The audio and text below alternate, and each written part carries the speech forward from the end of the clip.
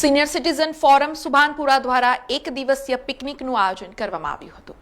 Senior citizen forum Subhanpura Vadodara દ્વારા તિલકવાડાના પહાડ ગામે આવેલ રિસોર્ટમાં એક દિવસીય પિકનિકનો પ્રોગ્રામ યોજવામાં આવ્યો હતો, જેમાં 2 બસો દ્વારા સભ્યોને પિકનિક પર લઈ જવામાં આવ્યા હતા, જ્યાં તેઓને જુદી જુદી રમતો રમાડવામાં આવી હતી અને ત્યારબાદ કુબેર ભંડારી મંદિર ખાતે પણ તેઓને દર્શન માટે લઈ જવામાં આવ્યા હતા.